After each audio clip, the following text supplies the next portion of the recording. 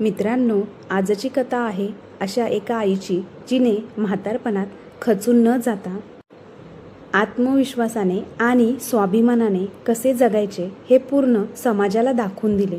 70 वर्षाच्या शकुंतलाताई अतिशय साधी राहणे, अतिशय मृदू आणि गोड स्वभाव.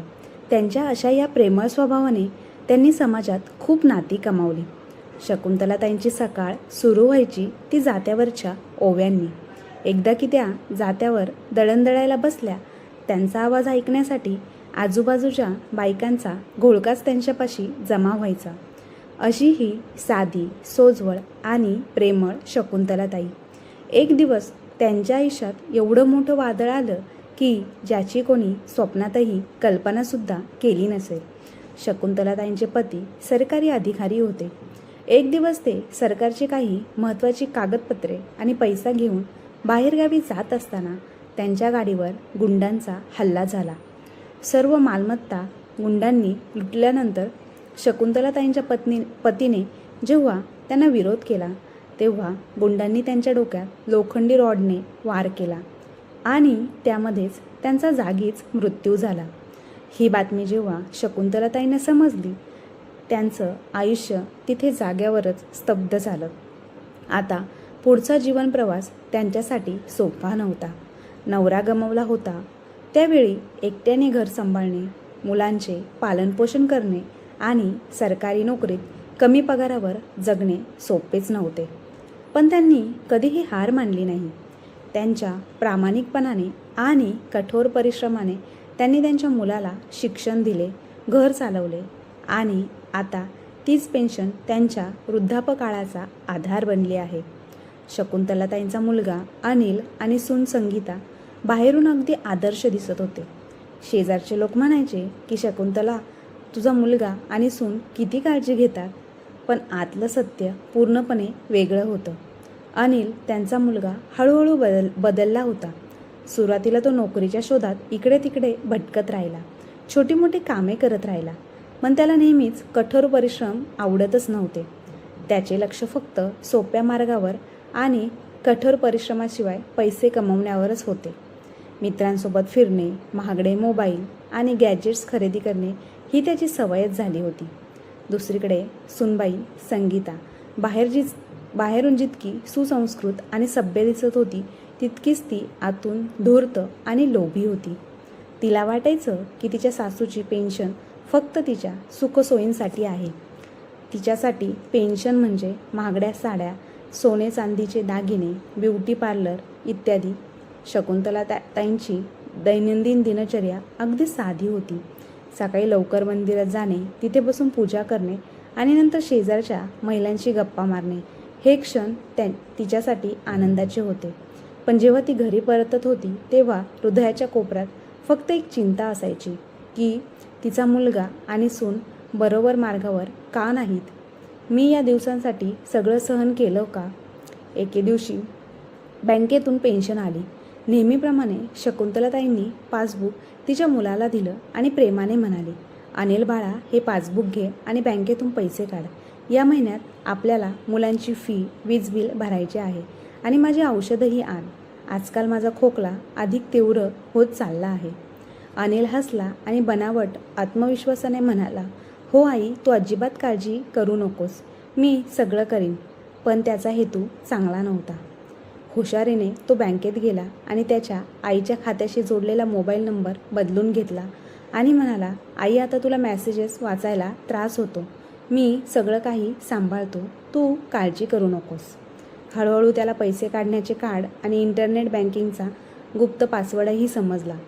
सुरुवातीला त्याने मुलांची फी आणि घरातील लहान खर्च भागवले, जेणेकरून त्याच्या आईला त्याच्यावर संशय येऊ नये म्हणून. पण काही महिन्यानंतर त्याचे खरे रूप उघड झाले.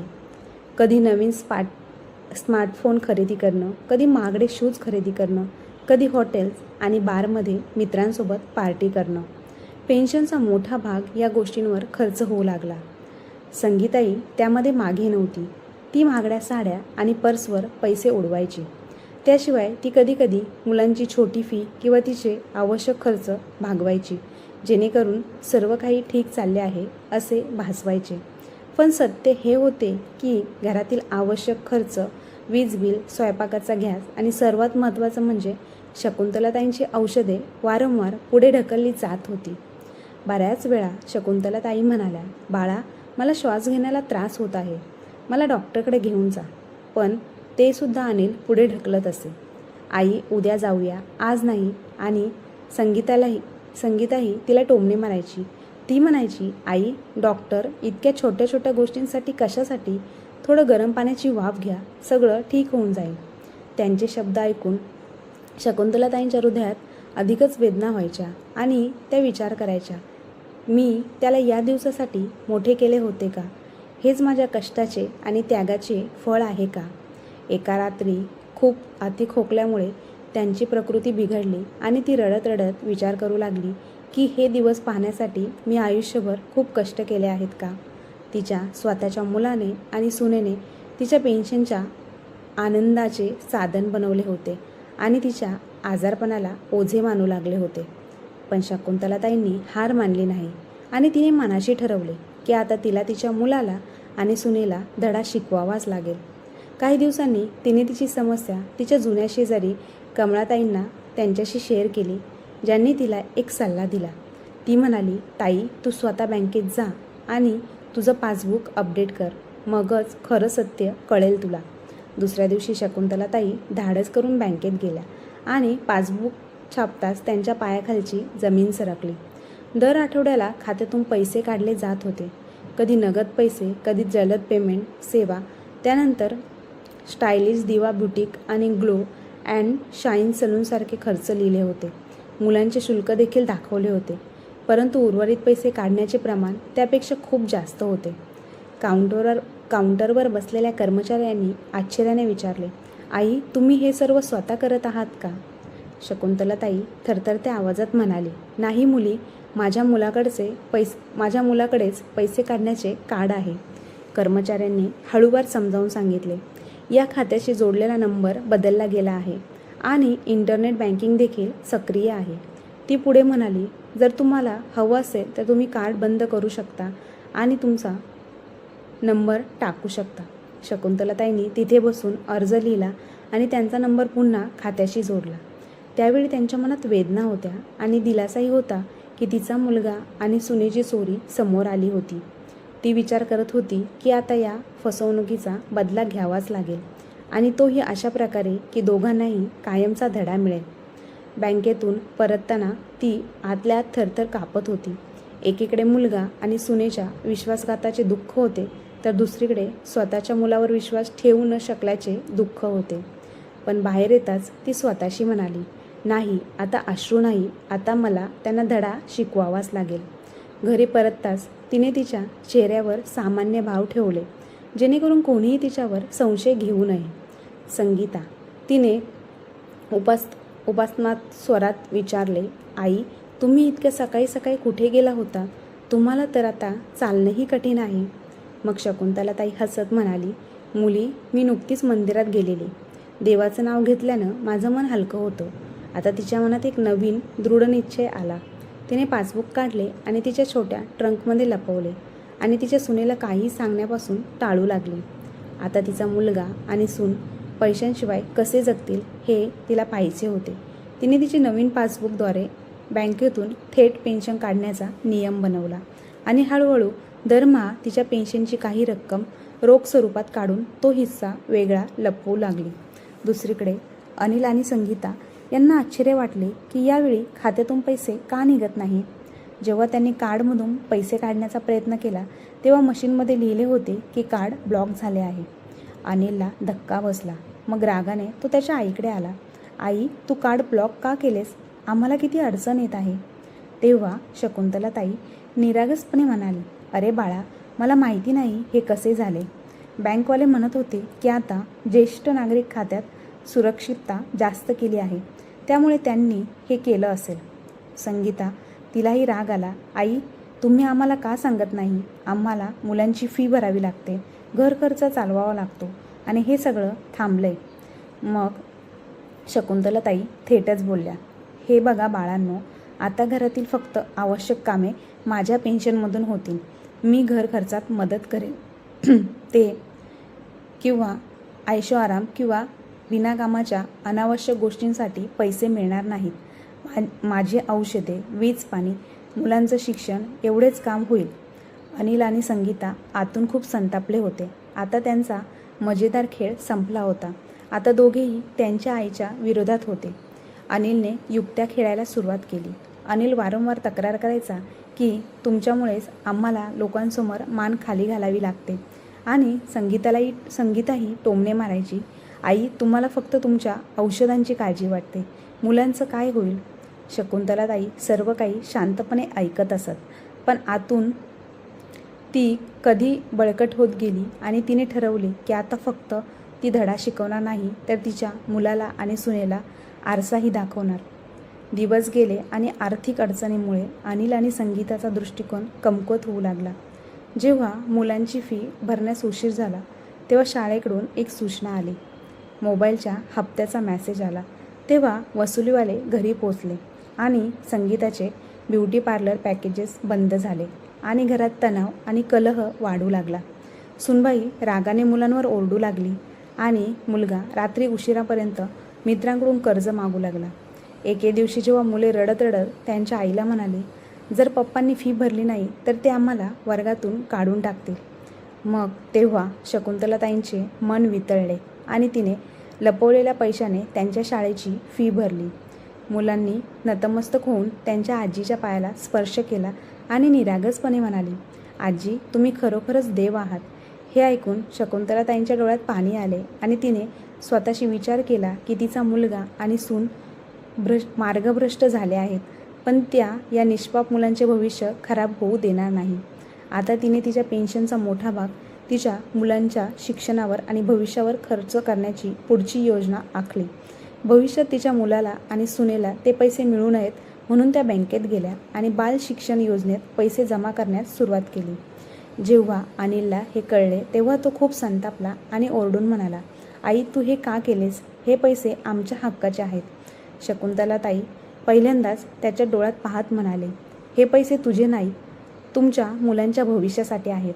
तुम्ही दोघांनी मला फसवले, माझ्या आजारपणाची चेष्टा केली आणि माझ्या कष्टाच्या पेन्शनचा अनावश्यक आनंद घेतला. आता ही पूर्ण मालिका संपेल. तिच्या या शब्दाने घरात शांतता पसरली. अनिल आणि संगीता खूप अस्वस्थ झाले आणि पेन्शनचा थेट ताबा न मिळाल्याने दोघांनाही मिळून त्यांच्या आईला वेगवेगळ्या प्रकारे अडकवण्यास सुरुवात केली. एके रात्री जेवत असताना संगीताने गोड बोलण्याचे नाटक केले आणि म्हणाली, आई, तुम्ही आता खूप थकून जाता, त्यामुळे तुम्हाला आता काम करणे कठीण जाते. मग का नाही तुम्ही तुमची पेन्शन आमच्या नावावर हस्तांतरित करत? आम्ही तुमची काळजी घेऊ शकतो व्यवस्थित. शकुंतलाताई हलक्या हसल्या आणि म्हणाल्या, मुली, मी जिवंत असेपर्यंत मी माझ्या कष्टाने मिळवलेला पैशांचा खर्च मी स्वतः करीन. तुला काळजी करण्याची काहीच गरज नाही. संगीताचा चेहरा निराशेने भरलेला होता, पण आतून तिने मोठ्या योजना आखल्या होत्या. काही दिवसात अनिलने त्याच्या आईवर दबाव आणायला सुरुवात केली. तो मुलांना म्हणाला, हे बघा, तुमच्या आजीमुळे तुम्हाला चांगले कपडे आणि खेळणी मिळत नाहीत. तिला पेन्शन आहे, पण ती पैसे खर्च करत नाही. मुलांच्या मनात आजीबद्दल संशयाचे बीज पेरण्याचा प्रयत्न करण्यात आला. पण जेव्हा मुले रात्री आजीच्या खोलीत गेली तेव्हा त्यांना दिसले की ती खोकत औषध घेत आहे आणि तिच्या उशीजवळ ठेवलेल्या छोट्या पेटीतून पैसे काढून गुपचूप त्यांच्या शाळेच्या नोटबुक खरेदी करण्यासाठी पाठवत होती. मुलांना त्या क्षणी समजले की खरा देवदूत कोण आहे. संगीताने पुढचा डाव केला. तिने स्थानिक महिलांमध्ये अफवा पसरायला सुरुवात केली की आई तिचे पेन्शन लपवून ठेवते, ती कधी कोणाला काही देत नाही आणि जेव्हा आम्ही ते मागतो तेव्हा ती आम्हाला चोर म्हणते. हळूहळू ही अफवा सर्व परिसरात पसरली आणि काही लोकांनी तर शकुंतलाताईंना टोमणेही मारले की ताई, इतके कंजूस असणे योग्य नाही. तुम्ही तुमच्या सुनेला आणि मुलांना काहीतरी दिले पाहिजे. शकुंतलाताई आतून दुखावल्या पण बाहेरून शांत होत्या. एके दिवशी तर अनिल आणि संगीताने सर्व मर्यादा ओलांडल्या. जेव्हा ते दोघे एकत्र बँकेत गेले आणि खोटे दावे करू लागले की त्यांची आई म्हातारी झाली आहे आणि आता पैसे त्यांना सांभाळता येत नाही म्हणून तिचे खाते त्यांच्या नावावर ट्रान्स्फर करावे, पण तिथे आधीच शकुंतलाताईंकडून तक्रार दाखल झाली होती आणि तेथील कर्मचाऱ्यांना सत्य माहिती होते. मग बँक मॅनेजरने त्यांना शब्दात फटकारले आणि म्हणाले, पुन्हा असे करण्याचा प्रयत्न करू नकास, अन्यथा तुझ्यावर कायदेशीर कारवाई केली जाईल. अनिल आणि संगीता अवाक झाले. आता दोघांनाही वाटलं की जर त्यांना थेट पैसे मिळू शकत नसतील तर त्यांनी त्यांच्या आईला इतका त्रास द्यावा की ती हार मानेल.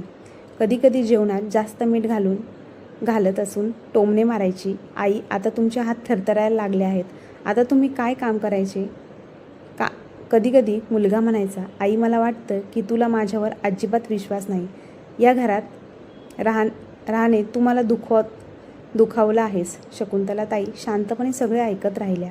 तिच्या चेहऱ्यावर वेदना होत्या, पण तिच्या आतली आग आणखी तीव्र होती. आता तिने ठरवले होते की यावेळी धडा असाच असेल की तिचा मुलगा आणि सून तो आयुष्यभर लक्षात ठेवेल. तिच्या मुलाची आणि सुनेची रोजची टोमणी आणि खोटे आरोप तिला आतून खाऊ लागले होते. पण तिने ठरवले की आता फक्त सहन करणार नाही तर असे पाऊल उचलणार जेणेकरून संपूर्ण परिसरासमोर सत्य उघड होईल. एक सकाळी तिने शेजारच्या कमला काकूला फोन केला आणि म्हणाली, दीदी आता या मुलांना धडा शिकवण्याची वेळ आली आहे, तुम्ही मला मदत कराल का. तिकडून कमला काकू खंबीर आवाजात म्हणाली, हो ताई, आता अजून गप्प राहणे चुकीचे ठरेल. शकुंतलाताई यांनी एक योजना आखली आणि त्यांच्या पेन्शनचा मोठा भाग बँकेतून काढून घेतला आणि त्यांच्या मुलांच्या शिक्षणासाठी आणि स्वतःच्या उपचारासाठी स्वतंत्र कायमस्वरूपी ठेवी केल्या.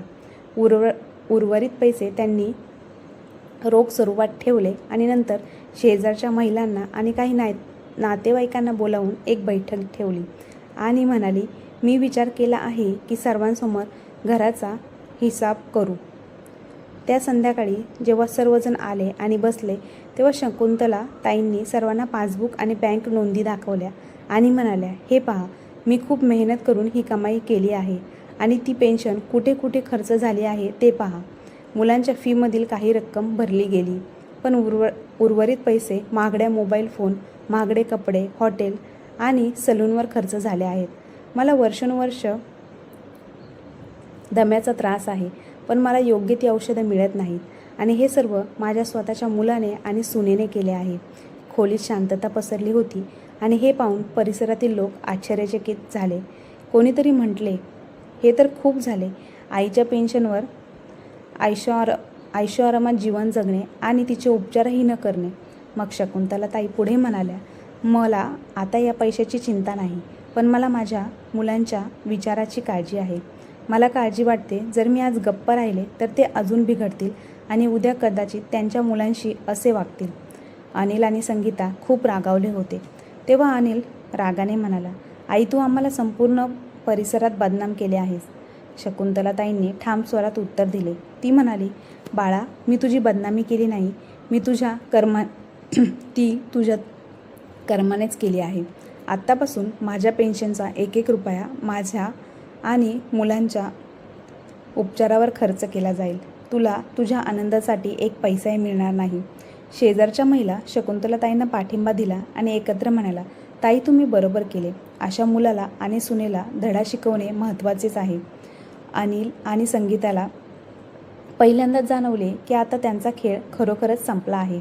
शेजारच्या आणि नातेवाईकांसमोर अपमान सहन करूनही त्यांचे हृदय बदलले नाही. उलट दोघेही आतून रागावले होते. त्यांच्या भावना आतून अधिक विषारी झाल्या. अनिलला वाटले की त्याच्या आईने त्यांची प्रतिष्ठा खराब केली आहे. संगीताला हे सहन झाले नाही की शेजारच्या महिला म्हणतील की आईने तर तुला रंगे हात पकडले आहे. मग त्या दोघांनी ठरवले की आता ते त्यांच्या आईला कसे तरी मानसिकदृष्ट्या अस्थिर करून पेन्शन त्यांच्या हातात घेईल. एके दिवशी अनिल मूर्ख असल्याचे भासवत त्याच्या आईसमोर रडू लागला आणि म्हणाला, आई, आपल्याला कर्ज फेडावे लागेल, नाहीतर आपल्याला हे घर गहाण ठेवावे लागेल. जर तुम्ही आम्हाला पैसे दिले नाही तर आपण सर्व एक दिवस रस्त्यावर येऊ. शकुंतलाताईंना सर्व काही समजत होतं. ती शांत आवाजात म्हणाले, बाळा, जर खरोखर कर्ज असेल तर मला कागदपत्रे दाखव. मी माझ्या पेन्शनमधून ते हळूहळू फेडेन, पण तुला थेट एक रुपयाही देणार नाही. अनिलला खूप राग आला. मग संगीता म्हणाली, आई, तुम्हाला आमच्या वेदनांची अजिबात पर्वा नाही. तुम्ही फक्त तुमच्या औषधांचं आणि मुलांच्या फीबद्दल रडगाणं करता. मग शकुंतलाताई एक दीर्घ श्वास घेत म्हणाल्या, मुलांचे शिक्षण आणि माझे उपचार ही खरी गरज आहे. तुझा दिखावा, तुझी ऐश ही कधीच गरज बनू शकत नाही. जेव्हा दोन्ही युक्त्या कामी आल्या नाहीत तेव्हा त्यांनी आणखी एक युक्ती वापरून पाहिली. अनिल त्याच्या मुलांना खोटे बोलून सांगू लागला की तुमची आजी तुमच्यासाठी काही करू इच्छित नाही, म्हणूनच आम्हाला खूप समस्या येत आहे. पण मुलांनी निरागसपणे उत्तर दिले की नाही बाबा, आजीने आमची फी भरली, तुम्ही ती दिली नाही. हे ऐकून अनिलचा चेहरा फिका पडला आणि संगीताने मुलांवर ओरडून राग काढला. यानंतर संगीताने आणखी युक्त्या अवलंबवल्या. एक दिवशी शेजारच्या महिलांसमोर ती मोठ्या आवाजात म्हणू लागली, आई आम्हाला पैसे देत नाही, उलट ती आमची बदनामी करत आहे. त्यामुळे परिस्थिती अशी आहे की आम्हाला कर्ज घेऊन घर चालवावे लागते. सर्वांनी उत्तर दिले, सुनबाई, आम्हाला सत्य माहिती आहे. तुम्ही आता तुमच्या सासूचे पैसे वाया घालवणे थांबवा, नाहीतर उद्या तुमची मुलेही तुमच्याकडे पाठ फिरवतील. हे ऐकून संगीता अवाक झाली. शकुंतलाताई शांतपणे हे पाहत होती आणि तिला वाटत होते हे दोघेही सुधारणार नाहीत. जर त्यांना खरा त्रास दाखवला नाही तर ते शिकणारही नाहीत. त्या रात्री तिने देवाला प्रार्थना केली आणि ठरवले की आता तिला शेवटचा हल्ला करायचा आहे. असा हल्ला की तिचा मुलगा आणि सून आयुष्यभर तो लक्षात ठेवतील. शकुंतलाताईने अनेक रात्री खोकता आणि न झोपता काढल्या. पण त्या न झोपणाऱ्या रात्रीमध्ये तिने तिच्या मुलाला आणि सुनेला सुधरवण्याचा दृढ निश्चय केला. ती स्वतःशीच म्हणाली, आता पुरे झाले. आता हे दोघे माझ्या असह्यतेचा फायदा घेणार नाहीत. मी त्यांना असा धडा शिकवेन की त्यांचे संपूर्ण आयुष्य बदलून टाकेल. दुसऱ्या दिवशी त्या बँकेत गेल्या आणि पेन्शन तीन भागात विभागली. पहिला भाग त्यांच्या मुलांच्या शिक्षणासाठी आणि फीसाठी कायमस्वरूपी ठेवीत जमा केला. दुसरा भाग त्यांच्या औषधांसाठी आणि उपचारांसाठी वेगळ्या खात्यात टाकला. आणि तिसरा भाग हा सर्वात मोठा धक्का होता. त्यांनी त्यांचा एक विश्वासू नातेवाईक त्यांच्या भावाचा मुलगा मोहितच्या नावावर ठेवला, जेणेकरून कधी त्या नसतील तेव्हाही मुलांचे भविष्य सुरक्षित राहील. आता घरात अनिल आणि संगीताची कुरकुर चालत नव्हती. जेव्हा पेन्शनचे पैसे आले त्या दोघांनी खात्यातून पैसे काढण्याचा प्रयत्न केला तेव्हा एक मेसेज आला, बॅलन्स नाही. अनिल रागाने त्याच्या आईच्या खोलीत गेला आणि म्हणाला, आई तू हे काय केलेस? तू आमच्यासाठी काहीच सोडले नाहीस का? शकुंतलाताईंनी सरळ उत्तर दिले आणि म्हणाल्या, तुम्हा दोघांसाठी काहीतरी सोडणे ही माझी सर्वात मोठी चूक झाली असती. तू माझी औषधं बंद केलीस, माझी थट्टा केलीस, माझ्या कष्टाचे पैसे तुमच्या अनावश्यक सुखसोयींवर वाया घालवलेस. आता तुला काहीही मिळणार नाही. माझी ही पेन्शन आता फक्त माझ्या नातवंडांसाठी आणि माझ्या उपचारासाठी आहे. मग संगीता चिडून म्हणाली, आई तुम्हाला तर तुमच्यावर विश्वास नाही. जर तुम्ही आम्हाला पैसे दिले नाही तर आम्ही सर्व काही सोडून आपापल्या वाटेने जाऊ. मग शकुंतलाताई शांत स्वरात म्हणाल्या, जर तुम्हाला वेगळा मार्ग काढायचा असेल तर नक्की काढा, पण लक्षात ठेवा मी माझ्या नातवाला आणि नातूला कधी असं होऊ देणार नाही. त्यांचे भविष्य माझी जबाबदारी आहे, तुमची नाही. हे ऐकून तिथे उपस्थित असलेल्या शेजारच्या महिला स्तब्ध झाल्या आणि सर्व म्हणाले, ताई तुम्ही अगदी बरोबर आहात. स्त्री म्हातारी असो वा तरुण, जर ती स्वतःच्या पायावर उभी राहिली तर कोणीही तिचे शोषण करू शकत नाही. अनिल आणि संगीताला पहिल्यांदा समजले की आईने आता त्यांची कमतरता ओळखली होती आणि आता त्यांचा खेळ संपला आहे. त्यांच्या चेहऱ्यावर अहंकार गायब होता. शकुंतलाताईंच्या मनाला शांती वाटू लागली. मग तिने हळूहळू देवाची प्रार्थना केली की हे देवा, माझा मुलगा आणि सुनबाई भटकलेले आहेत, पण मला आशा आहे की आजचा धडा त्यांना आयुष्यभर लक्षात राहील. ज्या दिवशी शकुंतलाताईंनी शेजारच्या आणि नातेवाईकांसमोर पाऊल उचलले होते त्या दिवसापासूनच अनिल आणि संगीताचा चेहरा फिका पडला होता. सुरुवातीला दोघांनी रागाच्या भरात दिवसभर आईशी बोलणे बंद केले, पण आतल्या आत त्यांना काळजी आणि लाजेची ओझ खाऊ लागले. अनिल जेव्हा त्यांच्या मित्रांना भेटायचा तेव्हा कोणी तरी त्याला टोमणे मारायचे की तुझ्या आईने तुला सर्वांसमोर आरसा दाखवला, आणि हळूहळू त्याचे मित्रही त्याच्यापासून दूर जाऊ लागले. संगीता जेव्हा रस्त्यावर यायची तेव्हा तिला स्त्रिया हसायच्या आणि कुजबुज लागायच्या की ही ती सून आहे जिने तिच्या सासूच्या औषधाचे पैसे हिसकावून घेतले होते. हे सर्व ऐकून तिचा चेहरा लाल झाला होता. एके दिवशी पुन्हा मुलांची फी जमा करण्याची सूचना आली, पण यावेळी त्यांच्या आजीने ती आधीच जमा केली होती, त्यामुळे मुलांचा अभ्यास थांबला नाही. आयुषने संध्याकाळी त्याच्या वडिलांना सांगितले की बाबा, तुम्ही काहीच केले नाही, पण आजीने आमची फी भरली. तुम्ही नेहमी म्हणता की आजी वाईट आहे, पण आमची आजीच खरी हिरो आहे. हे ऐकून अनिलने मान खाली केली आणि पहिल्यांदाच त्याला वाटले की त्याने खरोखर काय गमावले आहे. जेव्हा रात्री शकुंतलाताई खोकू लागल्या, जेव्हा तिला खोकल्याचा झटका आला, तेव्हा ती औषध घेऊ लागली, तेव्हा संगीता तिच्या खोलीच्या दाराशी उभी राहिली आणि तिला आठवू लागलं की तिने महागड्या साड्या, पार्लर पॅकेजवर पैसे वाया घालवले आणि एकीकडे घरातील वृद्ध आई औषधांसाठी धडपडत होती. अचानक अपराधीपणाने तिच्या हृदयाला धडक दिली, पण अहंकार अजूनही जिवंत होता म्हणून ती काही बोलली नाही. अनिललाही एकटे वाटू लागले. मित्रांच्या पार्ट्या थांबल्या होत्या. कर्जदार दररोज त्यांच्या घरी येत असत आणि गेटवर पैसे मागत असत आणि त्याच्यासाठी त्याच्या आईचे पैसे उपलब्ध नव्हते. हळूहळू त्याला जाणवले की त्यांच्या मजा मस्ती करणाऱ्या स्वभावामुळे तिच्या आईचे नुकसान तर झालेच, पण मुलांसमोर त्याचा आदरही नष्ट झाला आहे. याच सुमारास शेजारच्या एका वृद्ध काकाचे निधन झाले. त्यांची अवस्था अगदी शकुंतलाताईंसारखीच होती, पण फरक एवढा होता की त्यांची मुले त्यांची काळजी घेत नव्हती आणि शेवटी त्यांनी जीव सोडला. या घटनेने अनिलच्या मनाला खूप दुखापत झाली आणि त्याने विचार केला की जर मी माझ्या आईला अशा प्रकारे छळलं तर कदाचित उद्या मलाही असेच नशीब भोगावे लागेल. त्या रात्री अनिल त्याच्या आईच्या पायाशी बसला आणि हळू आवाजात म्हणाला, आई, मला माफ कर. मी खूप मोठी चूक केली. मी तुझे औषधाचे पैसे देखील थांबवले. तू कष्टाने मिळवलेल्या पेन्शनचा मी अनावश्यक आनंद घेतला. आता मला समजत आहे की मी माझ्या मुलांसाठी चुकीचे उदाहरण ठेवले आहे. शकुंतलाताईंच्या डोळ्यातून अश्रू वाहत होते, पण यावेळी ते अश्रू वेदनेचे नव्हते तर आरामाचे होते. तिने तिच्या मुलाच्या डोक्यावर हात ठेवला आणि म्हणाली, बाळा, सुधारायला जास्त वेळ लागत नाही. जर तू मनापासून बदललास तर मला दुसऱ्या कशाची गरज नाही. हे ऐकून संगीताला आतून लाज वाटली. ती पहिल्यांदाच आईच्या पायाजवळ बसले आणि म्हणाले, आई, मीही माझी चूक मान्य करते. हो, लोभामुळे मी तुम्हाला खूप त्रास दिला आहे. जर तुमची इच्छा असेल तर आम्हाला एक संधी द्या. शकुंतलाताई एक दीर्घ श्वास घेत म्हणाली, मी तुला आधीही संधी दिली होती, पण तू ती गमावली होतीस. आता मी पुन्हा तुझ्यावर विश्वास ठेवेल, पण अट अशी आहे की घराचे पैसे फक्त गरजेच्या गोष्टींवर खर्च करावेत. मुलांच्या शिक्षणावर आणि माझ्या उपचारावर पहिले खर्च होतील. ऐशोआराम आणि अनावश्यक गोष्टी नाही.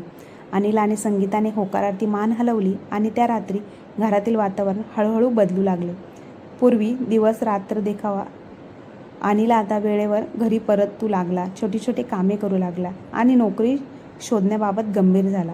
तो जेव्हा जेव्हा मुलाखतीसाठी जायचा तेव्हा त्याची आई त्याच्यासाठी देवाकडे प्रार्थना करायची आणि दुसरीकडे दर महागड्या साड्या आणि सौंदर्य प्रसाधनावर पैसे खर्च करणारी संगीता आता घरकामावर आणि मुलांची काळजी घेण्यात लक्ष देऊ लागली. त्यांना अभ्यासात मदत करू लागली आणि सासूला वेळेवर औषधे देण्याची जबाबदारी तिने स्वतः घेतली. या बदलामुळे शकुंतलाताईंची तब्येत सुधारू लागली, कारण आता ती कधीही तिची औषधे चुकवत नव्हती. अनिलही तिला दर आठवड्याला डॉक्टरांकडे घेऊ जाऊ लागला. संगीताही त्यांची काळजी घेऊ लागली. संगीताने सासूसाठी वाफ यंत्र आणि नेब्युलायझर स्वच्छ ठेवले आणि वेळेवर इन्व्हेलर दिले. हे सर्व पाहून शेजारीही थक्क झाले. आईचे पैसे वाया घालवणारा मुलगा आणि सून आता तिची सेवा करू लागले. मुलेही आता आनंदी होऊ लागली. पूर्वी वडील, आई आणि आजी यांच्यातील भांडणे पाहून त्यांना वाईट वाटायचे, पण आता सर्वजण एकत्र बसून जेवण करायचे. मुले हसत खेळत होती आणि घरात शांतता होती. एके दिवशी आयुष निरागसपणे म्हणाला, आजी, आता आपले घर खरोखरच घरासारखे वाटते. हे ऐकून शकुंतलाताई भावूक झाल्या. काही दिवसांनी अनिलला एक छोटीशी नोकरी मिळाली. पगार कमी होता, पण मेहनत सार्थकी लागली. त्याने त्याचा पहिला पगार आणला. तो त्याच्या आईच्या हातात दिला आणि म्हणाला, आई, हे तुझ्या औषधासाठी आणि मुलांच्या वह्या पुस्तकासाठी आहे. शकुंतलाताई त्याच्या डोक्यावर हात ठेवत म्हणाली, जेव्हा कमाई प्रामाणिकपणे असते तर ती कमी असली तरी आशीर्वाद नक्कीच मिळतील. संगीतानेही परिसरातील महिलांसमोर कबूल केले की लोभामुळे तिच्याकडून चुका झाल्या होत्या, पण आता तिला खरोखरच बदलायचे होते. मग सर्वजण म्हणाले, कधी न होण्यापेक्षा उशीर का होईना, पण जे झाले ते बरे झाले. घरची परिस्थिती सुधारू लागली होती. तिने वेळेवर वीज बिल भरायला सुरुवात केली. मुलांचा अभ्यास चांगला चालू होता आणि सर्वात महत्त्वाचं म्हणजे शकुंतला देवींच्या डोळ्यात पुन्हा चमक आली होती आणि त्या म्हणाल्या, आता मला इतर कशाची गरज नाही. माझी मुले सुधारली आहेत, माझे नातवंडे आनंदी आहेत आणि हाच माझा सर्वात मोठा विजय आहे. लक्षात ठेवा, पैसा येतो आणि जातो, पण जर एखाद्या नात्याचा विश्वास तुटला तर तो पुन्हा निर्माण करण्यासाठी आयुष्यभर वेळ लागतो. हा माझा सर्वात मोठा धडा आहे. विश्वास आणि प्रेम हीच खरी संपत्ती आहे. अनिल आणि संगीता तिच्या पाया पडून रडत म्हणाली, आई, जर तू आम्हाला धडा शिकवला नसता तर आम्ही कधीच सुधारलो नसतो. आज मला समजले आहे की खरा आनंद पैशात नसून तुझ्या आशीर्वादात आहे. शकुंतला देवीने दोघांनाही मिठी मारली आणि देवाचे आभार मानले आणि म्हणाली, माझी पेन्शन कधीच तुझ्या किंवा माझ्या अनावश्यक सुखसोयींसाठी नव्हती. ती माझ्या आजारपणासाठी आणि मुलांच्या भविष्यासाठी आणि आपल्या घरासाठी होती. जेव्हा तू एखाद्याच्या आजाराची चेष्टा केली तेव्हा मला भीती वाटत होती की तुला जीवनाचे सत्य कधीच समजणार नाही. पण आता मला समाधान आहे की तुम्ही दोघे योग्य मार्गावर आहात. त्याच दिवशी मुलाने त्याच्या आजीसाठी एक छोटीशी पूजा आयोजित केली. आयुषने सर्वांसमोर म्हटले, आईवडिलांचा आदर हाच सर्वात मोठा धर्म आहे. रात्री तिच्या खोलीत बसून शकुंतला देवी फक्त एकच गोष्ट म्हणाली, हे देवा, आता मला शांती मिळाली आहे. माझे कष्ट, माझे अश्रू आणि माझी कामना फळाला आली आहे. माझ्या मुलाला आणि सुनेला समजले आहे की पैसा कधीही नात्यांपेक्षा मोठा नसतो. ही कथा आपल्याला शिकवते की पालकांचे कठोर परिश्रम, कुटुंबाची पेन्शन किंवा इतर कमाई मुलांच्या 2-4 दिवसांच्या आनंदासाठी नाही, तर ती आयुष्यभर सेवेसाठी आणि संरक्षणासाठी आहे. आणि हे आपला मुलगा आणि सुनेला समजले तर घरात पैशांमुळे कधीही संघर्ष होणार नाही. आणि जर समजले नाही तर शकुंतलाताई ज्याप्रमाणे आपल्या मुलाला आणि सुनेला योग्य पद्धतीने धडा शिकवला त्याप्रमाणे काळही त्यांना धडा शिकवेल. तर मित्रांनो, तुम्हाला या कथेतून काय शिकायला मिळाले कमेंट बॉक्समध्ये नक्की कळवा. आणि आजची कथा आवडली असल्यास आपल्या चॅनलला लाईक, शेअर, सबस्क्राईब नक्की करा. धन्यवाद.